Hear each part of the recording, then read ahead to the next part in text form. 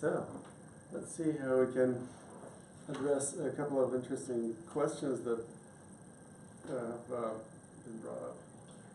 One of the things that some of us experience once in a while is that we are not operating in an optimal regime, so to speak. In other words, sometimes, for example, you wake up and you don't feel like getting up because you're tired, you're kind of not energized, as if you didn't get enough sleep. Well, if you didn't get enough sleep, obviously the solution would be to get enough sleep. But there also is another issue. Who remembers me talking about ultradian and circadian cycles? Yeah, briefly. Okay, so circadian cycle is the big 24-hour cycle. Mm-hmm. Basically, if you wake up in the morning, the cycle crosses the threshold of sleep, and you are in a waking state until in the evening it drops down below the waking level again, which means you're going to sleep. And then over the next following 8 hours or so, you will be sleeping until you wake up again. That basically constitutes one cycle. There is also an ultradian cycle that happens a lot more frequently, about every 90 minutes. So what happens is that every hour and a half, there is a peak of energy. And these peaks climb as the circadian cycle line, for example, climbs, it goes towards the peak of ability or peak of energy availability, probably in the late morning. And then in the afternoon, it starts dropping down. In the evening, when you start getting ready to bed, or ready for bed, the ultradian cycles basically will also kind of fluctuate. Maybe at one point you may feel like you're about to fall asleep, but then maybe if you don't go to bed, a few minutes later or maybe 15 minutes later, you will feel a little bit more awake again. Mm-hmm. And then you wait for another drop in the ultradian cycle, which will then go deeper into the cycle below the sleep level, so basically you will go to sleep just fine. However, when you're waking up, if you're waking up naturally, that means that as your circadian cycle comes up again above the sleep waking line, you will wake up and you're good to go. If you set up an alarm clock that does not wake you up at the time when your ultradian cycle is in an upswing, then a funny thing happens. For example, you were going upswing, you didn't reach the threshold of waking up, so maybe this is the time when you may have like lucid dreams, or at least you remember those dreams really vividly. Then it goes back down, and if you wake up at this moment, when your ultradian cycle line goes down, you feel like you can't get out of bed, or you feel really tired or groggy. And that's because you're not ready. Your biorhythms actually are not at the point in time when they're capable of providing you that kind of energy. So the solution for that is, if you don't have to get up and get going, well, then you just wait for the natural ultradian cycle to come back up, which may take you 15, 20, sometimes 30 minutes, sometimes 40 minutes, depending on what part of the cycle you actually woke yourself, or you got woken up by an alarm clock.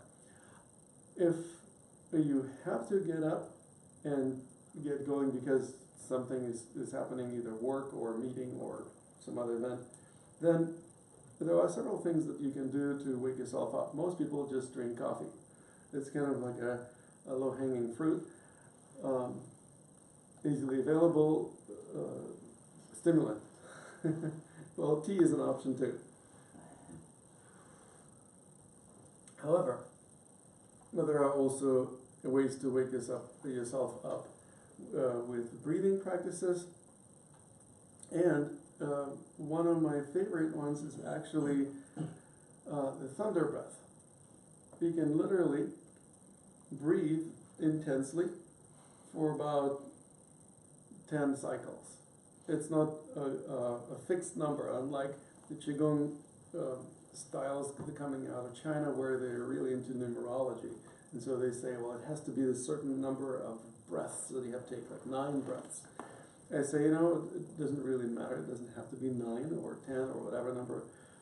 It's just simply an easy way to kind of count how many breaths would be enough. And you may play and see, well, is it enough, for example, to take 10 breaths? If not, well, let's take 5 more, 10 more. See how you feel then.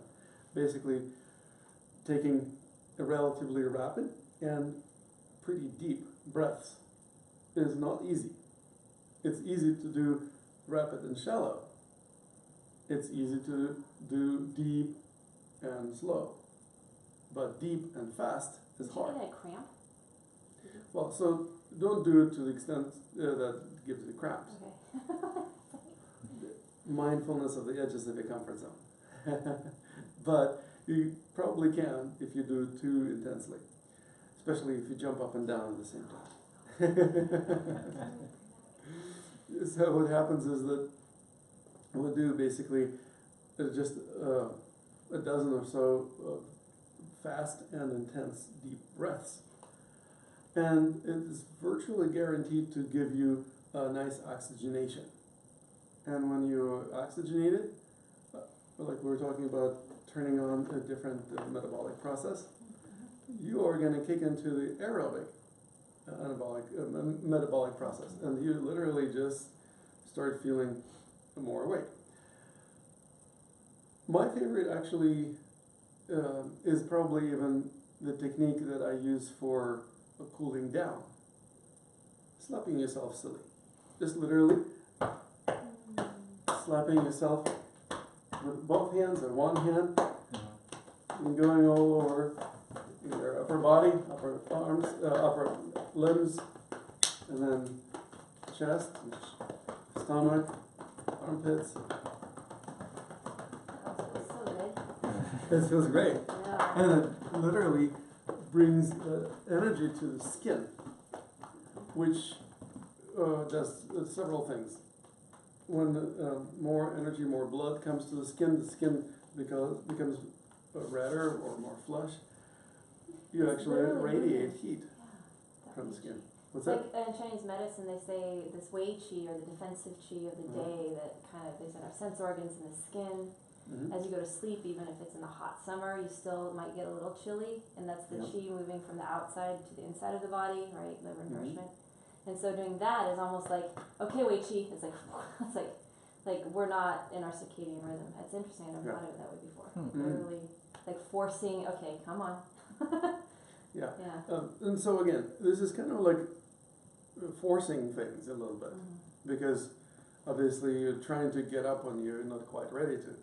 But if you have to, well, I guess you have to have a tool for that. That's, again, my point about Qigong and other types of exercises like this. I don't like doing activities. Like doing this just for the sake of slapping yourself is not my idea of practicing Qigong. But if you need it, you know the tool. You know how to get yourself up to speed, for example, if you need to wake up and get going. Make sense? Cool. Did what we cover in the morning today make total sense to you, or did something trigger any kind of questions? No, that sounds good. Awesome. All right. So who we want to work with is relatively clear now. I would really like to dedicate a little bit of time now to the exploration of why. Why is the good question, like you were bringing up this German athletic coach who asks people, why do you want to become fit? Well, so essentially what we do is we use very similar type of line of questioning. When a person comes to us and says, I want something, I want want to feel better, or I want to experience more abundance, or I want to become in touch with my superpowers, or whatever they want. What is it going to do for you? So these are the questions that I ask, and you're welcome to jot them down, or you can just memorize them, but you can also tweak and play with these questions. Maybe you will find out how to ask these questions even better. Essentially, the questions rotate around the real reasons why people want something. For instance, if someone says, I want to become really strong, we ask him, what is it going to do for you? What is becoming strong going to do for you in the long run? How are you going to feel when you become strong? But even more importantly, what values will it satisfy? As you know, I like bringing the conversation back to the question of values. Because if somebody doesn't pay attention to values, usually they will be confused about their values. They may be completely unconscious about what values they have, and what's driving them, and what's making them tick. And essentially, they don't understand themselves. So we help our clients to understand themselves better. And that better understanding will also lead them to understanding why they're trying to get coaching, what the direction that coaching really needs to take, and also what is going to be the driving force that's going to continue them on this path. Because if they don't have the driving force, or they don't know how to get it involved, often they will fall off the bandwagon, or just procrastinate, or get lazy or distracted. So for example, we were talking about how a person who wants to become fit, for example, would like to do that so that they would be able to play with their children. So that would make them a better father. Well, how important is it for you to be able to play with your children?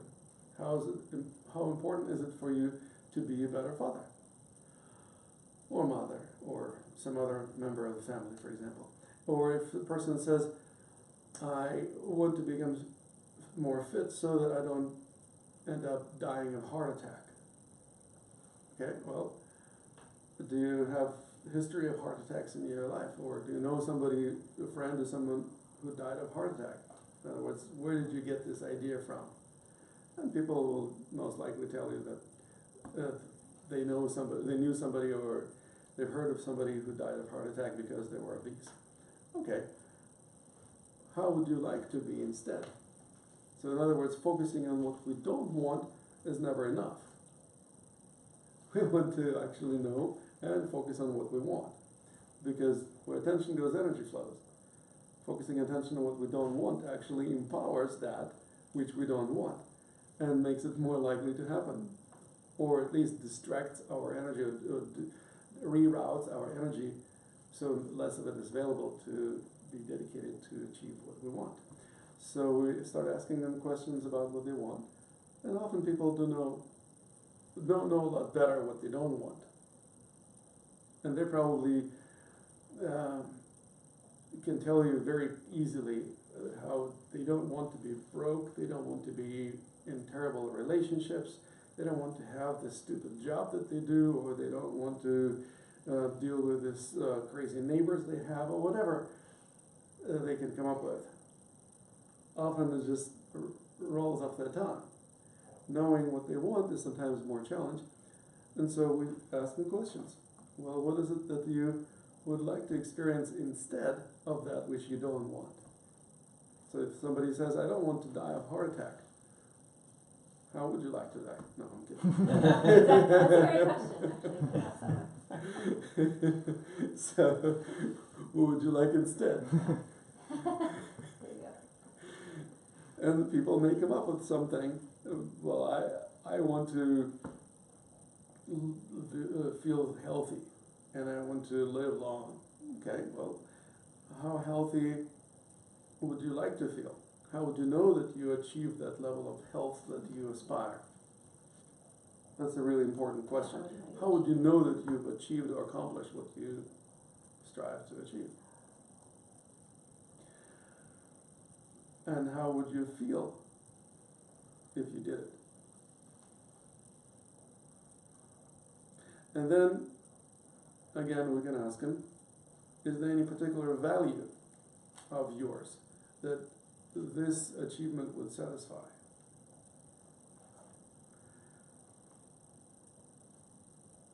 Eventually, this type of questions will almost always lead to the conversation about values in general and asking the person to work on the list of their values. I was just about to ask you that. How do we get them to talk about their values? Just like what I said, what value of yours would this achievement satisfy? That makes sense. And so talking about values sometimes is so foreign to people that they don't even know how to converse about it, because many people never spoke to anyone about their values. Or if they did, it was just kind of a really brief and passing statement of some sort. But what happens is this happens because most people don't have conscious awareness of their values. And therefore, their values become or stay unconscious. And often they wouldn't even be able to say what their values are if you just ask them to sit down and quickly write down the list of their values, because they haven't thought about it. So it would take them some time to process their thoughts and maybe go through some self-search or soul searching, which is perfectly in alignment with the idea of coaching. I've asked people when I bring up values, and people, it's all the time. They're like, operating unconsciously from a value system they haven't even known that they have. Yeah. And when they can't even do the soul searching, I've asked them just to recapitulate, say, their week. And so they'll say their behaviors or their month or whatever. Mm-hmm. And then from their behaviors, especially the repetitive ones, then I can say, well, what in this behavior is valuable? So they might say, oh, I value, family, or I value not being with my family, or I value this exercise class, or they start even just using the word to match a behavior, which I have found is really helpful. Excellent, and the practice of recapitulation is very helpful in and of itself, of course. Right. So combining the two, obviously, is a great idea. And also, when we look into the future, so we can recapitulate or rewind the movie about the past, we can also fast forward into the future. And sometimes it's easier for people to talk about the values when they talk about the future.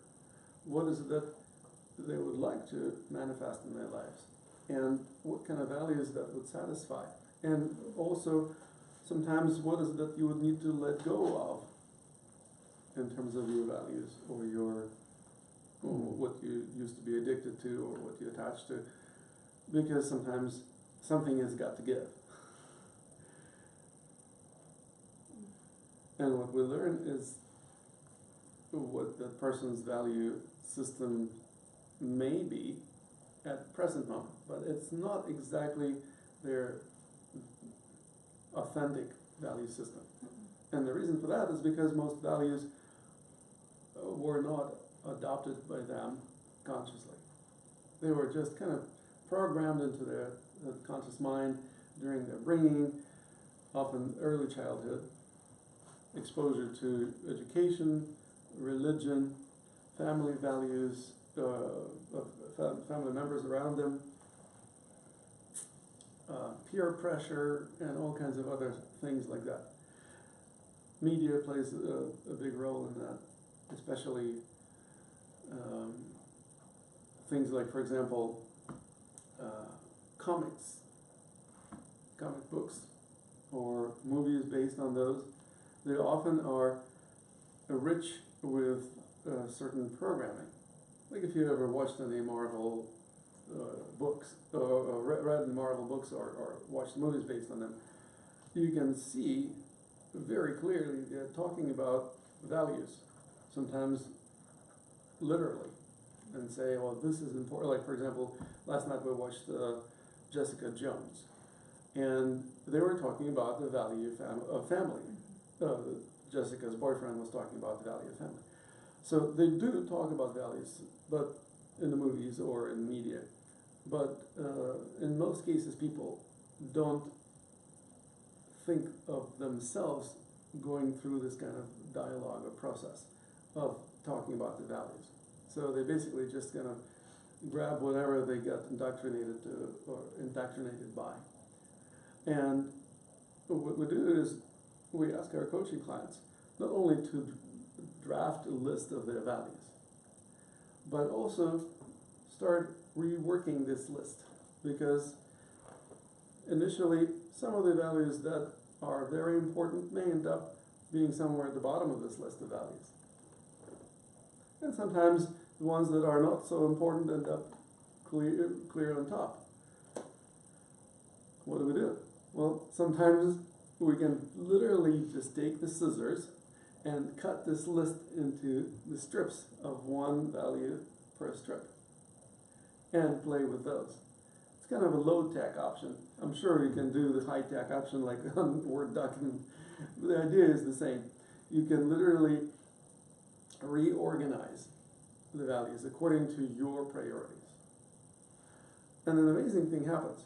Some values that used to be important or used to be on top of the list may get demoted way down or even excluded from the list completely if they're no longer serving you.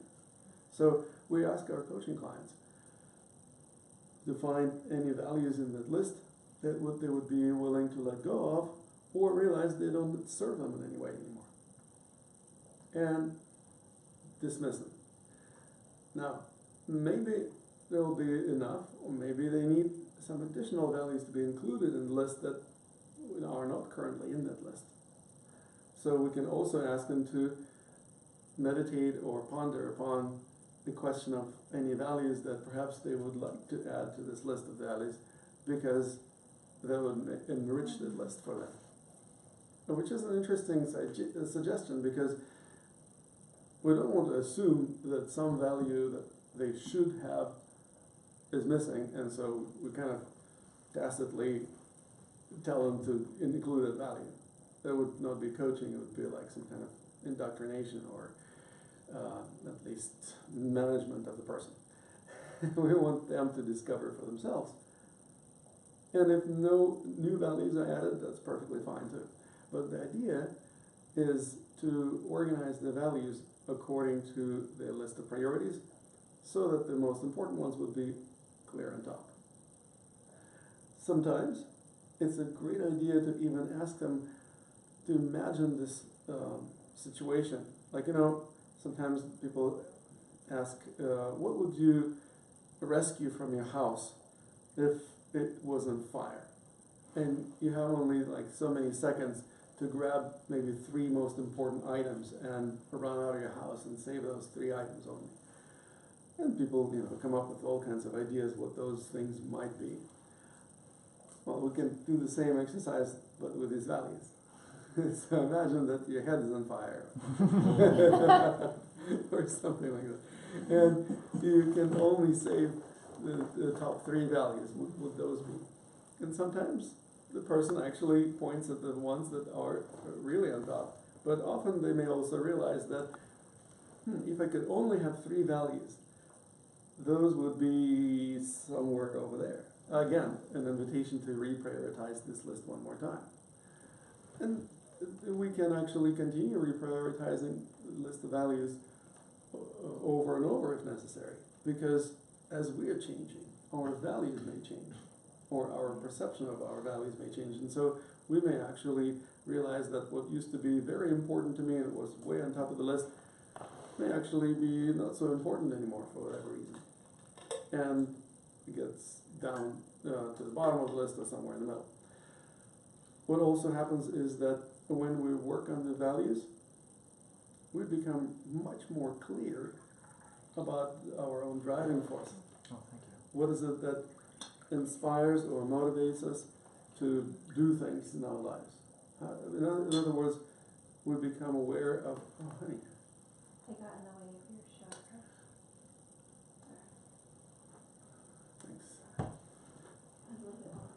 what happens with the values is essentially there's plenty of more tea. We become aware of certain driving forces that we can tap into, and then we can use our body awareness, literally asking the coaching client, where in your body would you find energy associated with that value? Now, sometimes it's not easy to tell. So what's easier is to tell where certain emotions can be found in the body.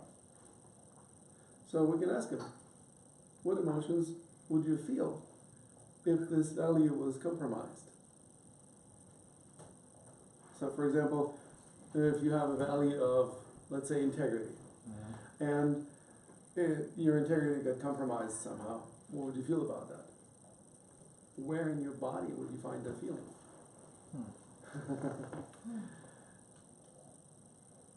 If you have a value, for example, of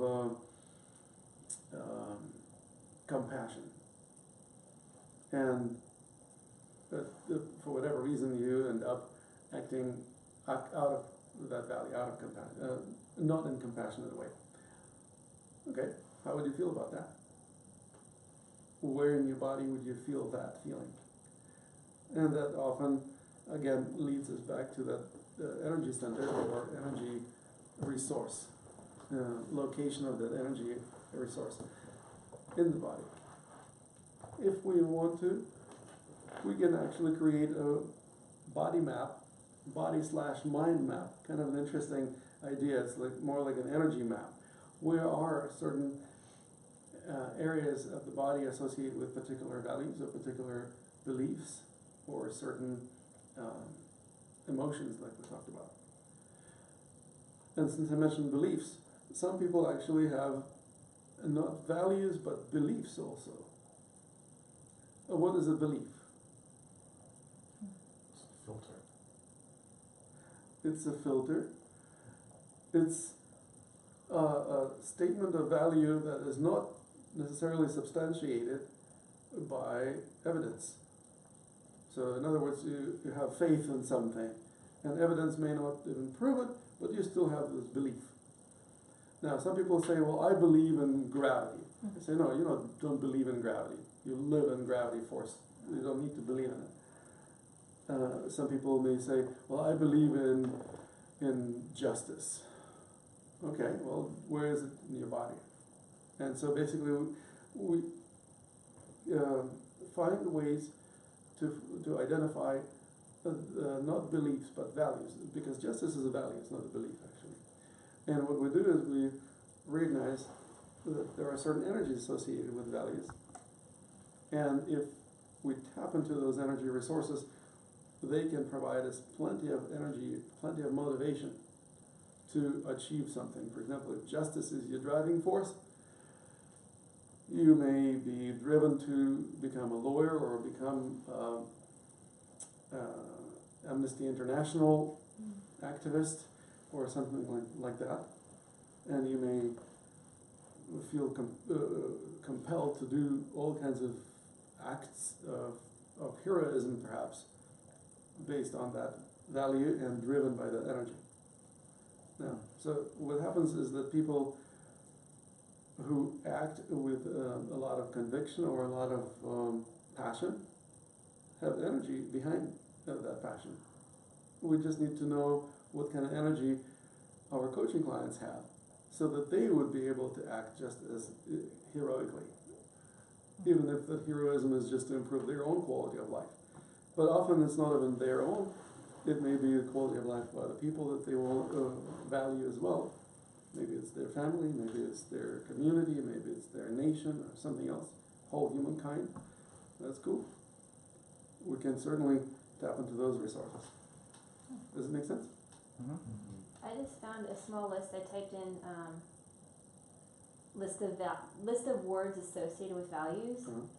There's like this tiny print, 3 pages. Wow. It's really interesting, actually, what they have for some. Like, one is silence.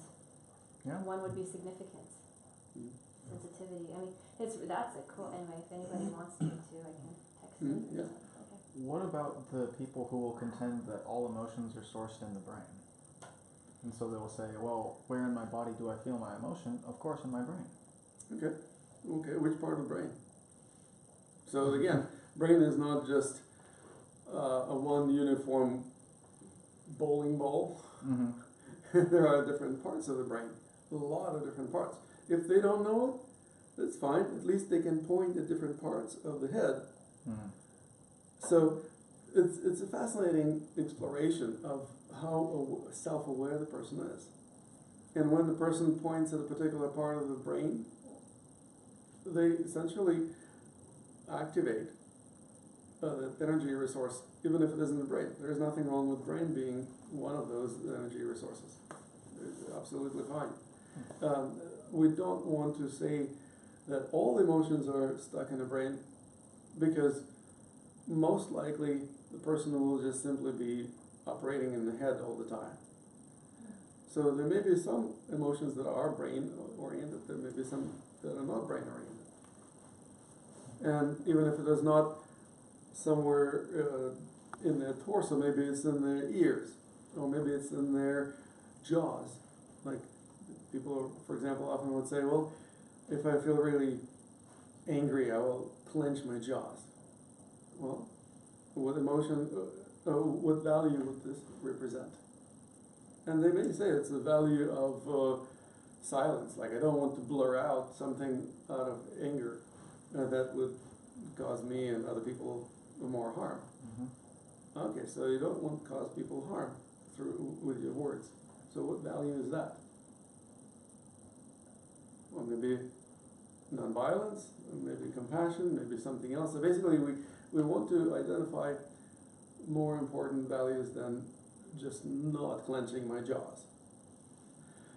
Yeah, and often we do this through the series of questions like, okay, if you don't clench your jaws, what would that do? And if the person comes up with something, then you ask him again.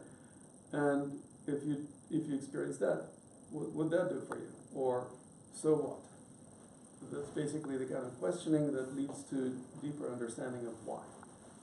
And once the person knows why, and they're aware of their values, and they can reiterate it easily and answer the question why without much hesitation, they will act without much hesitation.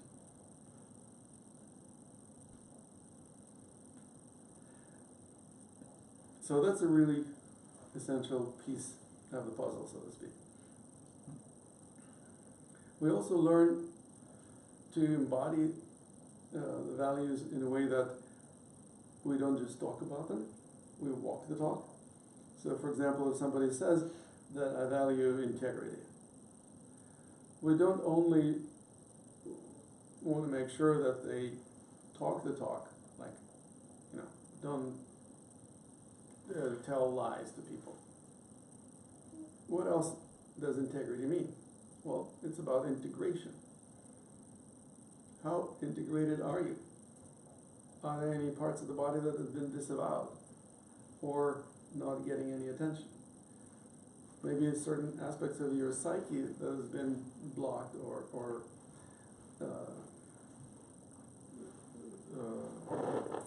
stonewalled, like disavowed, basically, like a crazy relative somewhere in the back room that's been locked, and no matter how much he's acting out, nobody's paying attention to. Well, often people have this kind of crazy part of their own psyche that is acting out, and sometimes it actually bursts out of that back room and starts causing havoc throughout the house. Meaning the person may be relatively together, but then suddenly something happens and that person goes berserk. Well, what does it mean? It means that there was something already going on under the surface of that normalcy. If we have this suppressed emotion or suppressed energy, it will find its way to express itself. So instead of suppression, we want to integrate. We want to embrace our shadow, so to speak. Now, this is kind of psychological speak. The psychotherapists would talk about this shadow work. Smart psychotherapists. I mean, there are plenty of psychotherapists that don't talk about it, but the psychotherapists that know what they do, they almost always will include integration of shadow into the psychotherapy sessions. It's important that we don't mix coaching with psychotherapy because it's outside the scope of our practice. We don't diagnose and treat psychological disorders. However, we can help people integrate their shadow because it's not a disorder. Everybody has it. If we call it a disorder, then everyone has disorder. We all have the shadow, and it's okay to integrate it or basically become aware of it, and instead of creating more polarization, create integration. How do we do that?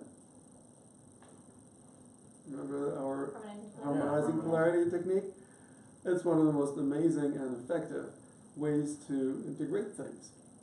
So we engage the person in integration and creating a sense of greater harmony inside of themselves, which will obviously lead to greater ability to experience harmony in their daily lives, in their family lives, in their business, and everywhere else. Make sense? Mm-hmm. Cool. Now let's take a minute and let me just ask you to ponder upon your own values.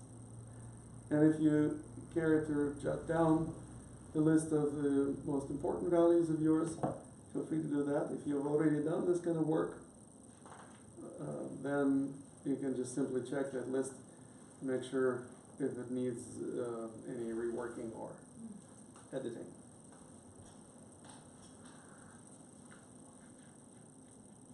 So we finally just the top Yeah, like top 10 or 12 values.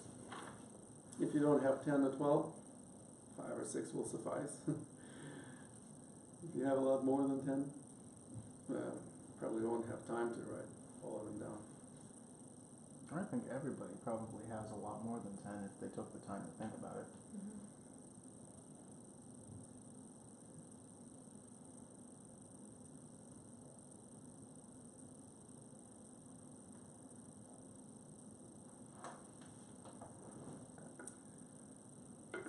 I just brought that out because it was warmer. It's warmer, but it has leaves. Yeah. Could you add more water to or something? Sure.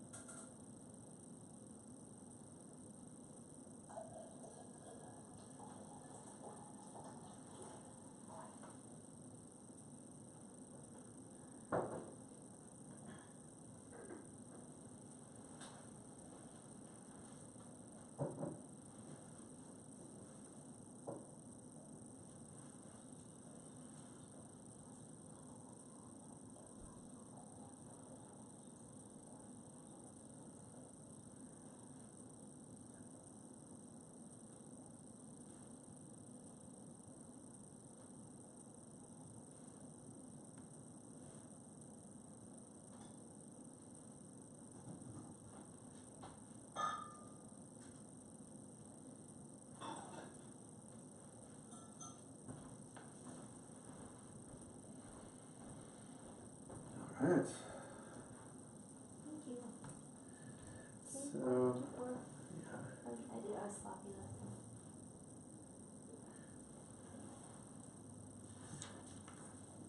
So now I would like you guys to grab a partner, somebody you would like to discuss your values with. And what we're gonna do is we're going to share our list of values and ask the partner, is this list written in the exact order that order of priorities of your values? In other words, is the top value on this list the most important value? If it is, great. If not, let's see which one would be more important than this one. Then you simply go to the next value. Okay, how about the next value on this list? Is this one important, or does this need to be also replaced with some other value? And so we basically go through the values like that with a person who can kind of create a little bit of feedback. It's fun to work it on our own, but it's so much more effective to actually work with another person who can provide us both feedback and also a degree of accountability, so we're not fooling ourselves about our values or don't just get lazy with them. Okay? Alright, so it's going to be about 10-minute exercise. I'm not sure we necessarily, I'm